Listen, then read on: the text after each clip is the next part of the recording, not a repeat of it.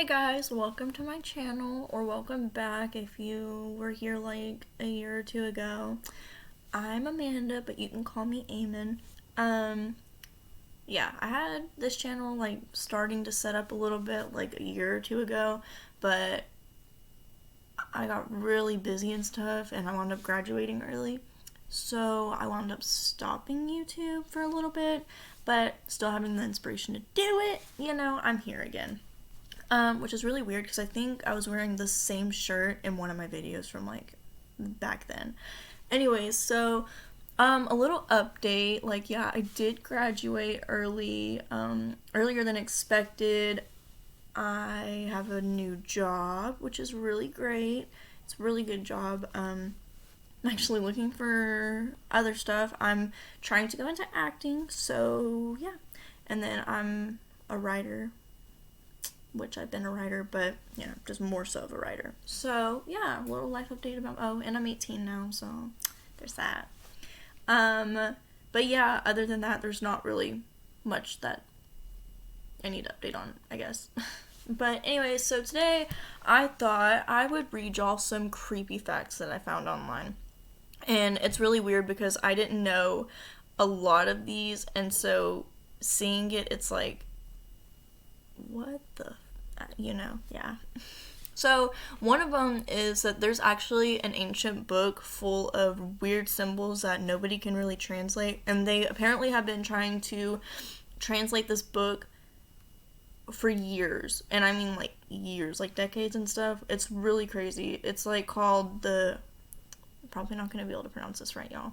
The Voynich manuscript, and it's full of strange symbols, drawings, letters. The drawings depict women, men, and what looks like plants, but it's not clear what they're doing. That's freaky. The writing looks like words, but not recognizable language. Some people think it's a textbook for midwives or a recipe book. Others think it's a spell book, and some think it's a hoax. For years, people have tried to figure out what it says, but no one has. See, that's really freaky because, like, I don't think, okay, this is my personal opinion, but I don't really think that's a hoax because why? I mean, people are stupid and would try to get attention and stuff or stuff like that, so maybe. Anyways, pretty weird. In this book, like, I'm gonna insert some pictures of it, so, but it's really, like, really not weird looking. It's just kind of like, I could see it being like some kind of witchcraft or supernatural thing in like a spell book. Especially because it has plants and stuff in it. I know that means nothing probably, but like, yeah. Okay, this is another one. I already knew this fact. Y'all might not have. It's a very common fact that people like to talk about. And that's that the Tower of London is haunted by lots of ghosts, which makes so much sense because like the tower is old, y'all, like really old too. Wow, I just used that in the same video anyways, yeah. The tower is really old, so it makes sense that a lot of people would have died there or around the area or like and gotten buried underneath the land or something like that, but it's been here's an exact amount of how old it is. It's over 1,000 years old, and it's had plenty of time to build up a big roster of spooks. Wow, that's so cringy. But yeah. But it's crazy. Oh my gosh. Okay, so y'all know how... Okay, y'all obviously know about popes and, all that stuff. Well, I did not... Okay, this is crazy. A dead pope was once put on trial. It says, in 897 AD, Pope Formosus was put on trial for perjury and other crimes. So, y'all probably know what perjury is, but that means, like, I'm pretty sure that means where he signed off as somebody else or something, which is a crime. You can't do that. It's illegal.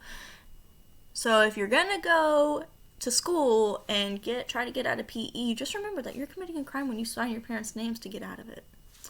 Anyway, so the weird thing is he had been dead for a year. He was dug up and taken to court for questioning, though we can't imagine he had a lot of answers. No freaking duh. Wow, like, yeah, you're gonna take a dead body and be like, hey, yo, yeah, you're guilty, sir, like, sorry, can't really do anything about it. What are you gonna do, arrest the guy? Oh my goodness. The Pope who had ordered the whole thing may possible not have been all that stable. I'm so confused. I'm still stuck on the whole, like, how are you really gonna, like, dig somebody up from their grave, like, and be like, I need you to come with me. Sorry, dude, like, to disturb your resting place, but you're under arrest. Okay, so y'all know that a lot of, like, some frogs species are very poisonous. Very poisonous. And, like, I love frogs, so, like, this is a cool fact. But the most poisonous frog is a golden poison dart frog. It's so poisonous that it can kill you with one touch. So if you ever see a yellow frog, you can touch it, but you're probably gonna die. I mean, that's just a weird guess. So they may look cute, but their skin is deadly. It's one of the most poisonous animals on Earth. The frogs are so small and delicate, they're vulnerable to predators, so that's why their skin is so poisonous. While only the size of a paperclip, this little froggy, which lives in South America, contains enough poison to kill up to 20 people. Scientists aren't sure about how the poison is made, but some think it may be absorbed from plants eaten by the frog. That's lovely. Luckily, I don't have to worry about that because I do not live in South America. But, so all you South Americans, please be careful and don't touch this frog. Or do. Like, who am I to tell you how to live your life? But be safe. Wear gloves. Okay, so, yeah. Don't touch yellow frogs. Don't eat yellow snow. And don't touch yellow frogs. That's my fact of the day. Horned lizards squirt blood from their eyes. Talk about, oh my god, like, that just reminds me of, like, on certain shows, I think it's True Blood, that they'll cry blood, and I'm like, oh, that's disgusting, honestly. I don't do blood. That's creepy. So it's a way to freak out predators. You got me freaked out, and I'm not your predator, but, you know. They live in hot desert areas, and they're preyed on by large mammals like coyotes, which I didn't know that. They have defense mechanism, which is effective, although they're very good at camouflage. But if that fails, they are attacked, and they are attacked, they'll squirt a stream of foul-tasting blood from their eyes at their enemy. It can be squirted up to 2 meters away. That's actually pretty cool. They don't squirt blood at humans. So y'all are good if y'all ever want to meet a horned lizard. Very interesting. Okay, so I don't even know how to begin to pronounce this, okay? So, again, don't judge me on my spelling or speaking because, like... So, the mummies of Guanajuato may have been buried alive. Don't really know anything about that, but we're gonna find out. So, it says that the mummies of Guanajuato, Mexico, are famous for their horrible dramatic facial expressions. Think of your mom's face when the dog poos on the carpet. Oh my god, okay. Why? These mummies date back to a 19th century cholera epidemic, and there are over 100, though only about half of those are on display. Due to some of these horrible facial expressions, it's thought that some of them may have been buried alive. That's lovely. And says that understand at the time that people may have been buried alive by accident thinking they were dead. You know, that actually still kind of happens, like, in today's era. Like, I've heard of a bunch of, like, cases and stuff, like, online, and some of them are probably false, but where their loved one, like, gets out of the coffin or, like, coughs and they're like, oh my god, the person's alive. I'm like, what? But then they wind up passing away, like, a day later, or, like, they'll be revived, and then, like, minutes later, they'll pass away, and it's, you know, official, but they take them to the hospital, and it's confirmed. So it's really sad when that happens, because I feel like that's just reopening trauma that's not needed. Like, for the family and friends and stuff, like, oh yeah, you're dead, you know, you come back alive, you're not dead, like, yay, and then you die again, and it's like, what the actual, yeah. Okay, so this one is really cool because, like, I'm really into the Vampire Diaries and the originals and stuff. So this one's kind of neat. So, for all you vampire fans out here, here you go.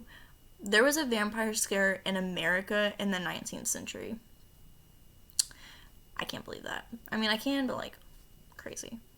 So, the New England vampire panic occurred in New England, USA in the 19th century. States in New England, including Connecticut, Rhode Island, and Vermont. These so-called vampires were actually suffering from tuberculosis, which sadly isn't cured with garlic. Yeah, because if you get garlic close to a vampire, they'll die. So, you know, that still doesn't make sense. But anyways, we're just gonna... Sorry. What? Okay, so they suffered from tuberculosis, and like the mummies of Guanajuato, tuberculosis wasn't very well understood, and often it made the victim look like, you know, The Walking Dead, which, nice. Bodies have been exhumed since then, which bear the marks of being buried as a vampire, including having their heads removed. That's... No, No, I would not. If I had tuberculosis, I would probably just rather die. Like, just end me, please. Don't know about y'all, but I really hope that doesn't, like, set YouTube off on that, but anyways, crazy. Another one is that, oh god, the Venus flytrap is deadly, like the plant that I have at home. Great. So, oh, I love how these freaking titles, like, they'll be like, oh yeah, this is deadly, but only to plants. It can be found throughout the southern U.S. states and feeds mostly on flies and other insects, and it's famous for being one of the few carnivorous species of plant. The Venus flytrap works by luring flies in with a sticky nectar, then clamping closed on them and digesting them whole. They have special hairs which sense when an insect has landed and sets off the plant to snap shut. Some of the bigger Venus flytraps can even eat tiny frogs. See, that's kind of, like, I mean, some of that's true. My Venus flytraps that I have are, like, really, really small. Like, they're babies still. And they don't snap shut like some people would think they do. I guess maybe when they get bigger they do. But I've kind of noticed that when it's nighttime, they close, and when it's daytime, they're more open. But, like, I did this one time to make sure they were alive because I didn't really know much about Venus flytraps when I got them. So I stuck my, like, pinky finger in there, and they close so slowly. Like, they go, like, they don't, yeah. Which I thought they would snap, but they didn't. Yeah, but they're really cool. Like, if you want a plant that you don't really have to take care of, but you still like plants, which I guess that sounds horrible, but, like, Venus flytraps, I highly recommend. They're my favorite. They're really pretty, too, so, yeah. So, Dracula is actually based on a real person, y'all. He's a historical figure, Vlad Tepes, or Vlad Dracula, who was a Romanian ruler in the 15th century who liked to eat and stick his enemies on spikes. Unsurprisingly, his nickname was Vlad the Impaler. He was not a nice man. The Dracula in his original name means son of the dragon. That's nice. Dracule being his dad's nickname and refers to his fearsome reputation. He doesn't look like our modern idea of a vampire, though. He has a mustache and a big fancy hat. He also doesn't drink blood. But he did stick his enemies on poles, and that is all that matters because, you know, why not? You hate somebody, you javel somebody. So this is another really cool fact, but also kind of, like, creepy if you think about it. Like, if you really think about it. So, the tunnels underneath Paris, like the catacombs, like, have so many skeletons in it. Like, we're talking over thousands and thousands and millions of dead bodies or skeletons down there. And it's really creepy because, like, you know, people imagine Paris to be such a beautiful, lovely place, which it is. And then it's got that, like, one creepy thing about it, and it's like, don't know if I want to go there.